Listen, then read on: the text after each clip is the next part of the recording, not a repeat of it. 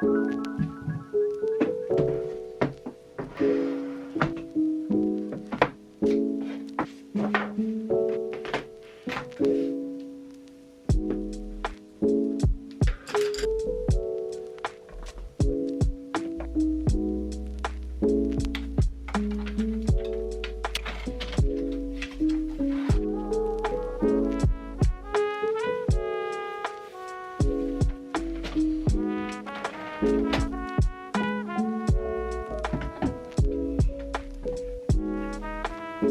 day and welcome back to another video. It's the Tuesday after the Friday which I uploaded my last video. I had a few orders come in over the weekend and yesterday which I haven't been able to get to until today, so thank you so much for the support. We had our first sprinkling of snow yesterday, which was very exciting. It doesn't usually really snow until like February, March here, so I'm hoping for a January snow, but can't predict the weather. Well, they try. So I'm not really sure what we're going to be getting up to in this video. I guess only time will tell. But for now, let's just get on with the order packing. I'm not sure how much I'm going to film today, to be honest, besides from that. I'm going to see my friend later, so don't know how much time I'm going to have for anything else. But let's get on with it.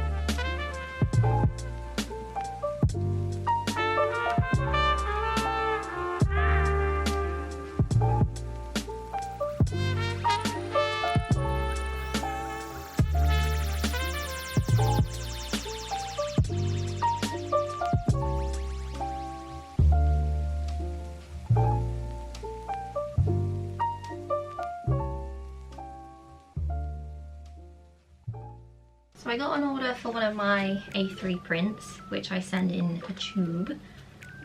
I'm currently storing them in the tubes as well, so they're like ready to go. But someone's ordered a few more bits, so I'm gonna add them to the tube.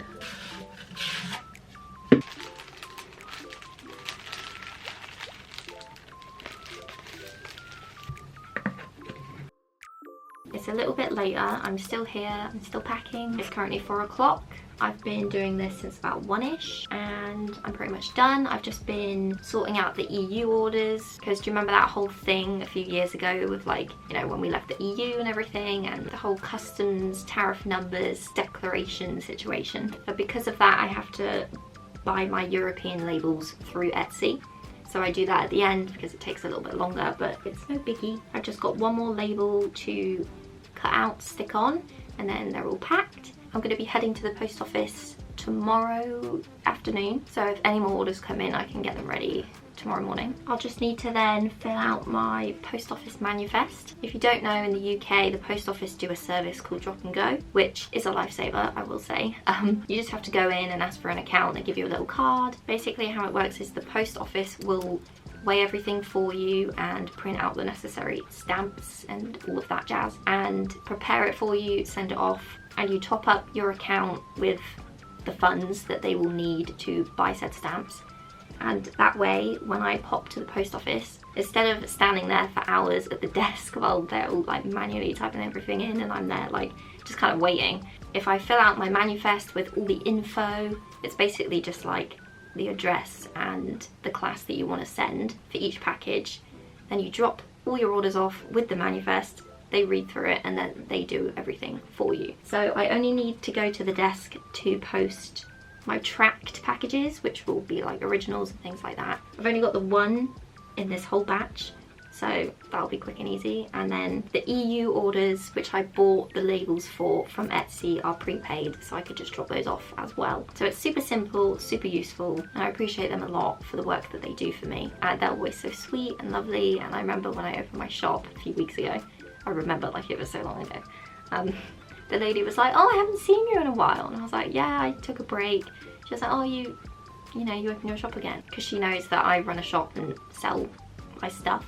So she was asking about that, and I was like, yeah, it's been a while, but I'm back at it now. But she was really lovely, and she seemed really happy to see me back. That's the nice thing about living in a small town. Like, I kind of got to know everyone in the post office, and they used to do me like little favors, or like if there was an issue, they could just ring me and be like, yo girl, what's up? And they would save like all my proof of postage for me and then like give it back when I pop in next. And I always leave little thank you notes on my batches for them, just to let them know that I do appreciate what they do. But yes, anyway, I'm gonna finish up here, tidy up a little, stop for the day, see my friends soon, and I'll see you another day.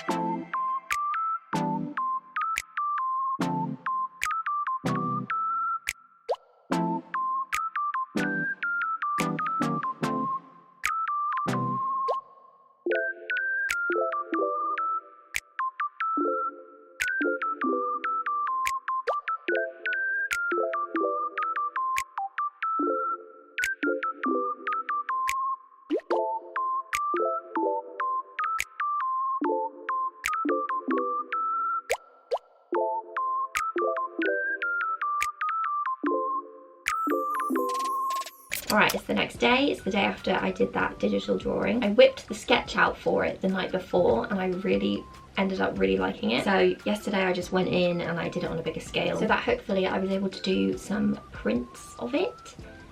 Because I really want to put more actual prints in my shop rather than, I mean, it's mainly just stickers. Considering that I'm wanting to move on from all my old print designs, I need to make some new ones. My main concern is that it's got quite a few luminescent aspects and it's quite grainy, which I've tried to do prints of work like that in the past and it's not gone very well. Like with the printing, it's hard to get the colours right, so the only way to know is to just start and see how it goes.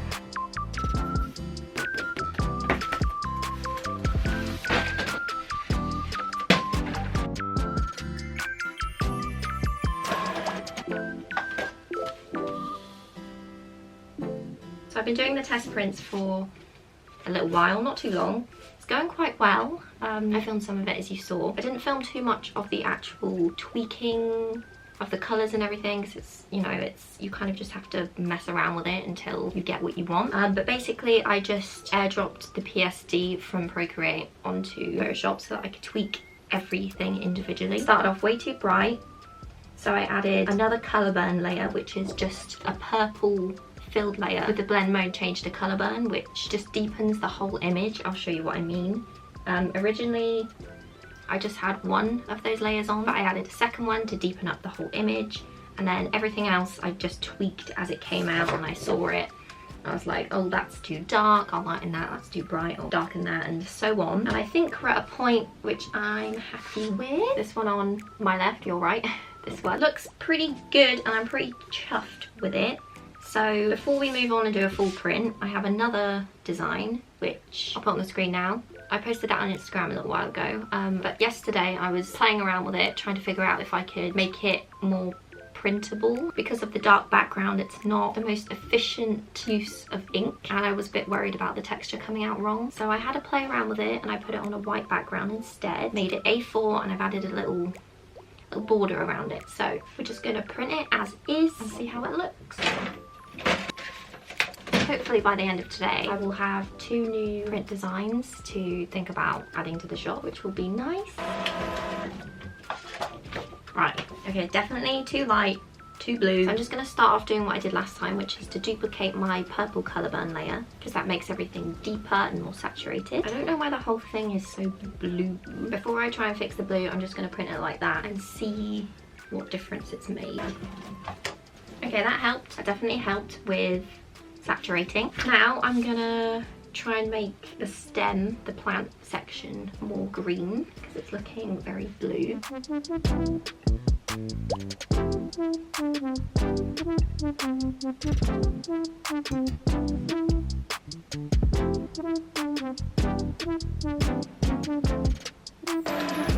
Definitely more green, but I want it more green.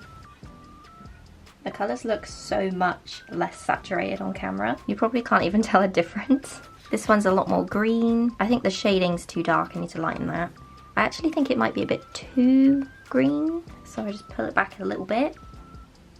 I am much happier with this. Now I'm thinking some other things just need a little tweak. I'm just going to open my original file of the image so that I can use that as a reference, because obviously I'm editing it in Photoshop and looking at the wrong version, and then I'm printing it and going, oh, it doesn't look the same because it's not the version I should be referencing. So I'm just going to open that. Okay, so next step, I'm just going to bring the opacity of the shading down because it's a bit harsh. I'm just going to bring it down by like 20%, and I also just want to deepen the border just a little bit and see how that looks. Paper back in.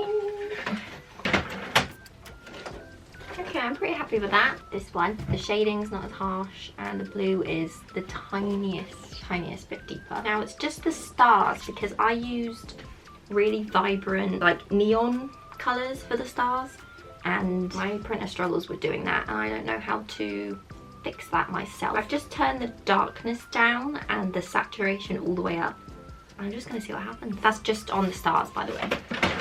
I am not a professional, if you didn't guess. I have no idea what I'm doing. I just try and make it look as close to the original as I can. Oh. Okay, no, that's not gone to plan. They're definitely more vibrant though. If I lighten them up, they just kind of get muted, which I don't really know why. The stars may just have to be a bit muted. I'm confused because I know I can get a more vivid green than this, but my brain can't figure out how to make it more vivid, except bringing up the saturation, which I've already done. I've got them a bit more vibrant. They're never gonna be the same color, but they look pretty good. I'm gonna do an A5 print. See how we're looking up close. All in all, I would say it's going fairly well. Just me and my best worker. You're not getting a raise. Okay, I think it looks pretty good. I am still thinking I could do these stars better. Mostly the green ones that are throwing me off. Instead of having them neon on my screen, I'm gonna change them to a more normal hue saturation, if you know what I mean. If you can tell, this is how they're looking on the screen. Very neon, very vibrant. And this is how they're coming out on the print. So instead I'm gonna try fully just changing the color of the stars to a nicer shade, and hopefully it will come out more accurate. Okay, I think we're all done test printing now. This is the one, and this is the one. The stars are still pretty muted, but it's the best I can do. It still looks good. It's still really saturated. Again, it looks so different on camera. But yeah, I am happy with that. It's gonna be A4, I think. I'm not gonna do a full print right now. I will get on doing the full prints sometime this week probably. It's getting dark now, so I'm gonna go and do some editing of this video. So I'll see you soon.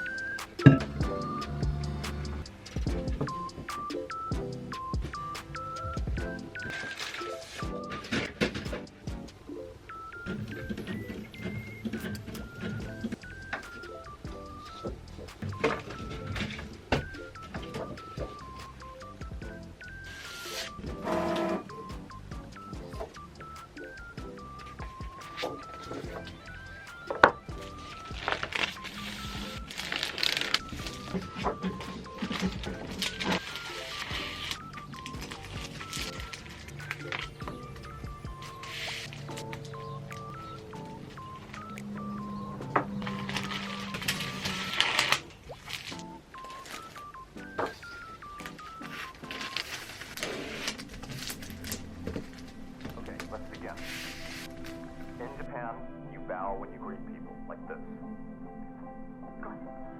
Thanks so much for doing this for me. Hey, where are your glasses? Contact lenses. Really late. Hey, what a French fool.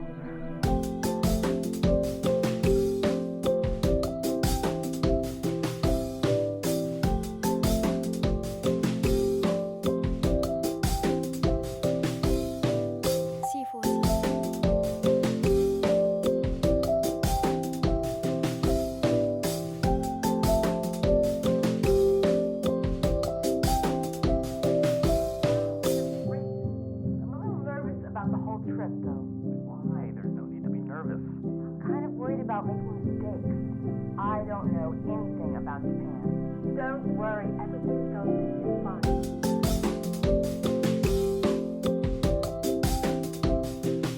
Hello, it's a new day. It's been about 4 days since I filmed last, I think. I've been working on my tax return this morning, which I hate doing, but you know, needs to be done. All the numbers hurt my brain, so I have to do it in chunks, so I figured I would take a break and film some kind of ending to the video. If you made it this far in the video, thank you so much. The prints that I've been working on in this vlog are now live in my shop if you are interested in getting your hands on one. The link to my shop is always in my description down below. I thought that I would end the video by introducing you to my new assistant, since I haven't really shared his existence anywhere. This is Obi.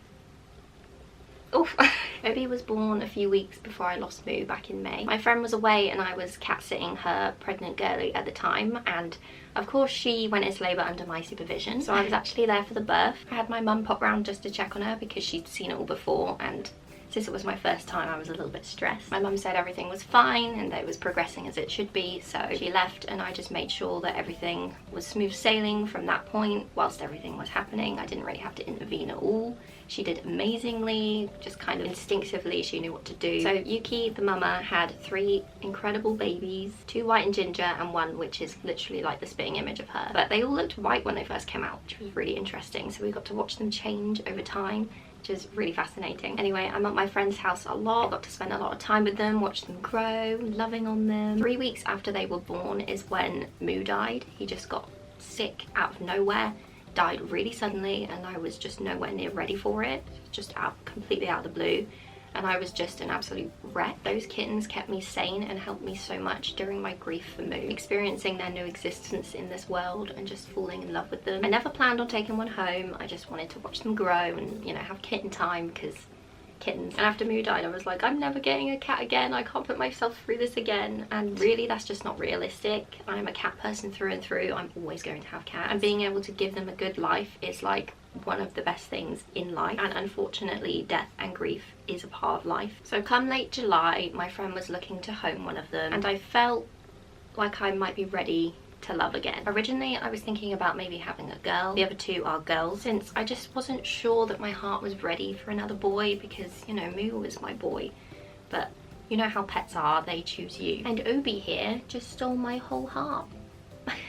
Didn't you? So I brought him home and he is now 8 months old. He is jabbed and neutered and the sweetest little ghost ever. And I say ghost because he's literally my little shadow, but he's white. So he is mine and my boyfriend's first official pet together. And of course he loved Moo like his own, just like the rest of our cats. But that is why his name is Obi-Wan. Because we had to pick something that we both liked and I really think it suits him. But we also call him like Buddy, Little Man, Little Dude, Obes. You know how it is with nicknames and cats and stuff. But yeah, that is the story how I acquired another cat. I know that was long, sorry, but you know, that's how it all came about. But he has been my literal angel sent down from above since I lost Moo. And I can't help but feel like he was born for me to help me. I mean, the fact that he was born 3 months before I lost Moo is just such weird timing, and I am just so grateful to him for all he's done for me in the last 8 months. And he's the coolest little dude, and he plays fetch and he comes and lies on me every morning. He's always there when I wake up and he waits outside the bathroom door for me, or he'll come in when I have a bath and chill with me. I've just never met a cat like him and I love him to pieces. Anyway, long-winded, but I wanted to introduce him and to explain why I have another cat so soon after losing one. Life is just a roller coaster, and whether things are meant to happen for a reason or not, they happen still. So yeah, that is that. But I think I'm going to end the video now. So like I said, if you made it to the end, thank you so much. I feel like this is a little bit of a longer one, so I really appreciate you watching and your support as always. Thank you, and hopefully I will see you again very soon. Goodbye. Obi! And he comes when I call him. Say bye bye.